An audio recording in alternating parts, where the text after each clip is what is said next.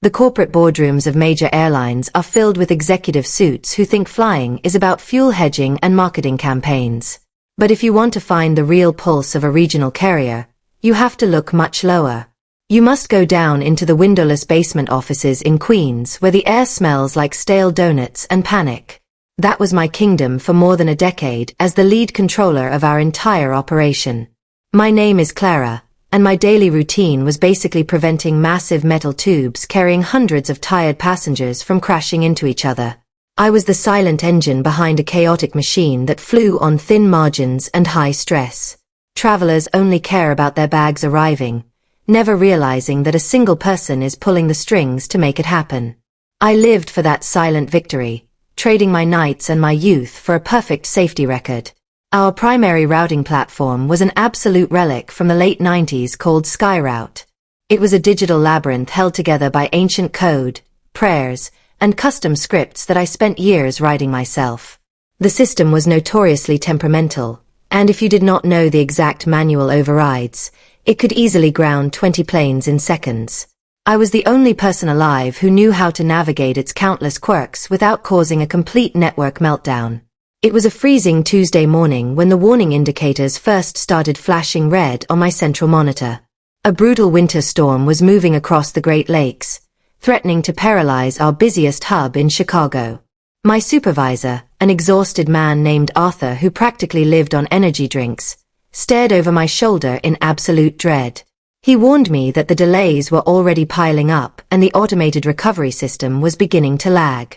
I cracked my knuckles and immediately bypassed the standard handshake protocols, manually rerouting 5 flights through Detroit.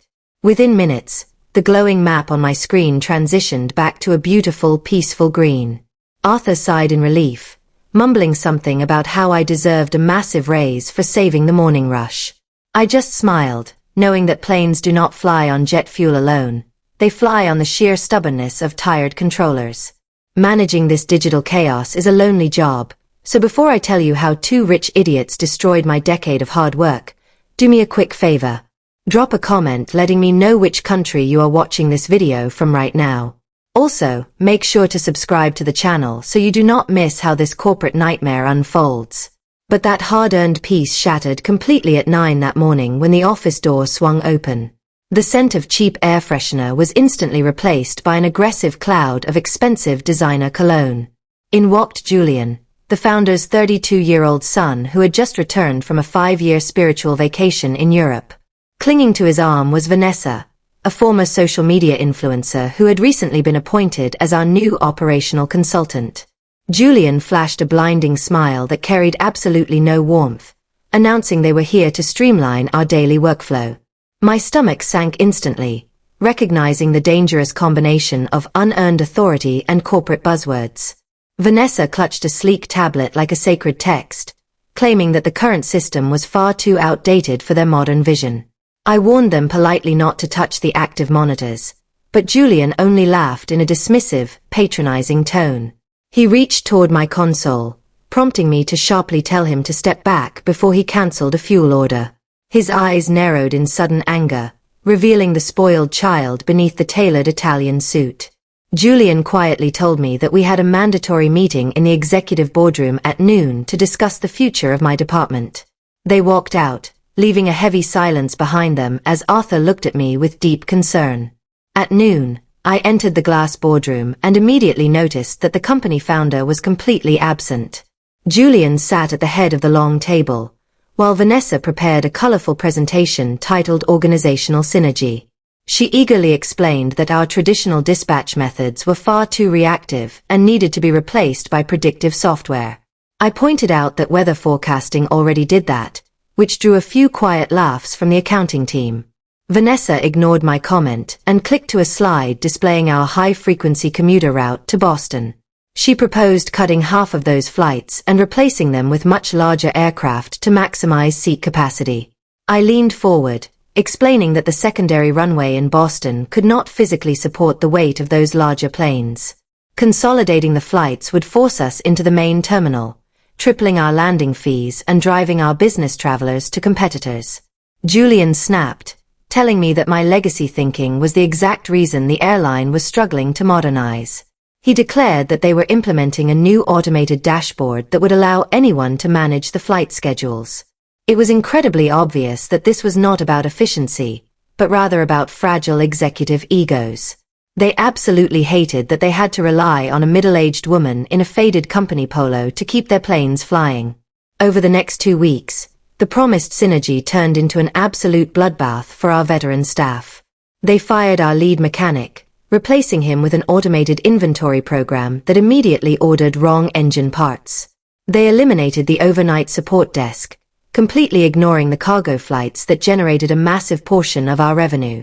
I watched the disaster unfold, sending detailed warning memos that Julian casually dismissed with passive-aggressive emails. Vanessa began shadowing my shifts, constantly asking why we could not just color-code the flights to make the screen look prettier. I gritted my teeth, explaining that the raw system codes actually diagnosed the specific cause of each delay. She sighed loudly, telling me that my negative attitude was actively damaging the new positive culture they wanted to build. I went home every night feeling a deep, spiritual exhaustion, knowing the end was rapidly approaching. I knew they wanted to replace me, but they did not realize my custom scripts were the only bridge to the mainframes. If I left without transferring those files, the entire automated network would immediately stop functioning. So, I decided that if they wanted to wreck the train, I would simply step off the tracks first. I stopped arguing in the morning meetings, quietly nodding along to Julian's ridiculous proposals while planning my exit. I spent 3 quiet evenings consolidating my personal operational scripts into a single encrypted directory. Since these tools were written solely to optimize my personal workflow, they were tied directly to my active employee credentials. If my login was deleted, the scripts would automatically go offline to protect the system security. I also filed a decade-old intellectual property document with Human Resources, ensuring a clear paper trail protected my personal code. On Friday afternoon, the inevitable calendar invite popped up on my screen, summoning me to the executive suite. I packed my desk drawer, putting my personal coffee mug and a framed photo of my dog into my bag. I told Arthur to let the server cycle naturally if it encountered a synchronization error later that evening. He looked confused, but I simply walked toward the elevator, my heart beating with the anticipation of what was to come. The Human Resources office was cold and smelled of industrial cleaner, matching the grim faces waiting inside. Julian sat behind the desk, while Vanessa stood beside him wearing a deeply insincere expression of sympathy.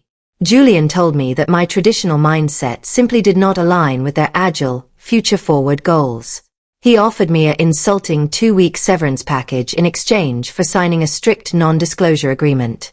I tossed my cracked employee badge onto the desk, refusing to sign their paperwork or accept their money.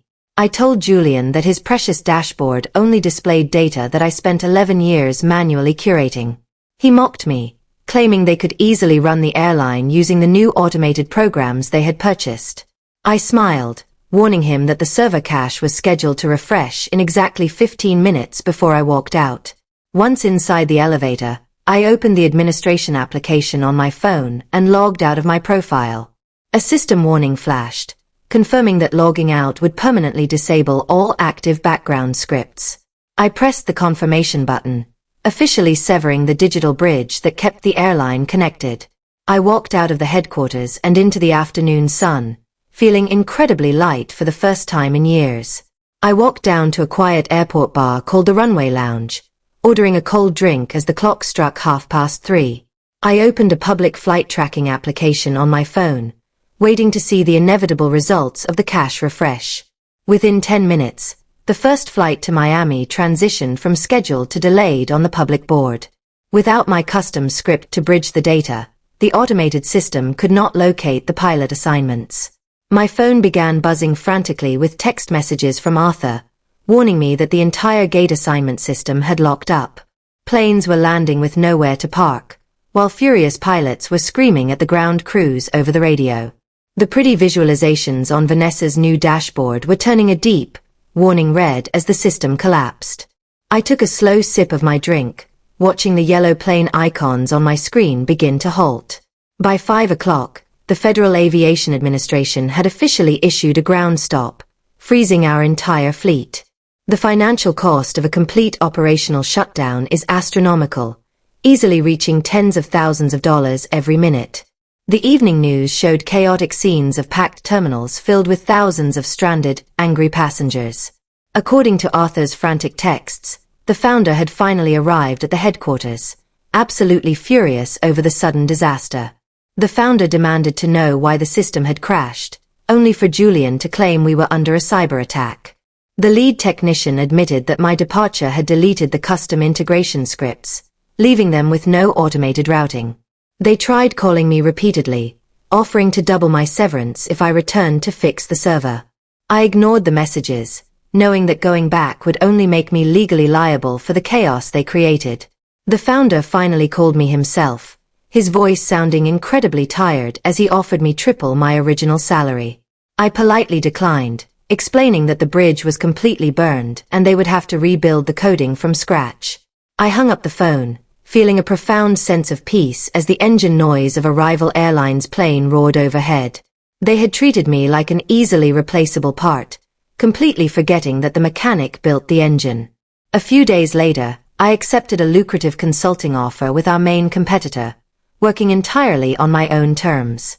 Julian was quietly removed from his position, and the struggling airline was eventually sold to a budget carrier.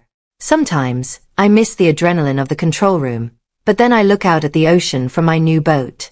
I learned that competence is incredibly expensive, disrespect is unaffordable, and a clean departure is the ultimate revenge.